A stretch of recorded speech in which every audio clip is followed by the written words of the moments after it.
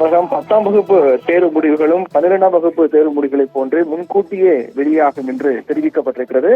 10ஆம் வகுப்பு தேர்வு முடிவுகளை பொறுத்தவரையில் வருகின்ற 19ஆம் தேதி வெளியாகும் என்று ஏற்கனவே முன்கூட்டிய திட்டமிடலின் போது அறிவிக்கப்பட்டது. 19ஆம் தேதி வெளியாகும், மே 19 அன்று 10ஆம் வகுப்பு பொதுத் தேர்வு முடிவுகள் காலை 10 மணி அளவில் வெளியாகும் என்று ஏற்கனவே அறிவிக்கப்பட்டது.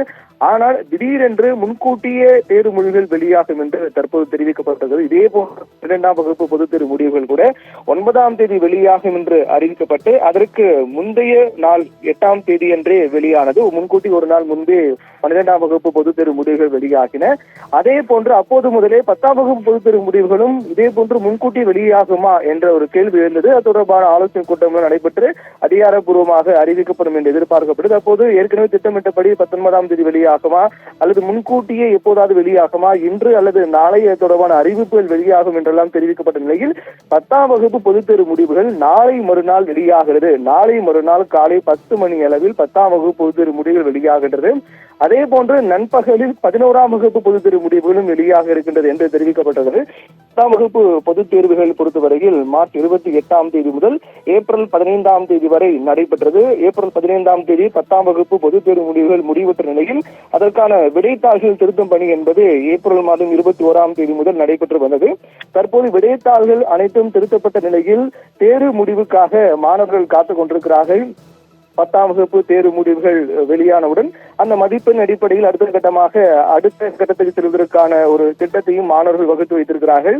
அதற்கு மிக முக்கியமாக இந்த தேர்வு முடிவுகளை ஒட்டுமொத்த மாணவர்களும் கிட்டத்தட்ட 9 லட்சம் மாணவர்கள், அதாவது 9 லட்சம் என்ற அளவில் மாணவர்கள் இந்த 10ஆம் வகுப்பு பொதுத் தேர்வுகளை எழுதியிருக்கிறார்கள். அத்தனை மாணவர்களும் தேர்வு முடிவுகள் எதிர்பார்த்து காத்துக் கொண்டிருக்கும் நிலையில் முன்கூட்டியே தேர்வு முடிவுகள் வெளியாகிறது என்பது கூடுதல் எதிர்பார்ப்பு ஏற்படுத்தியிருக்கிறது.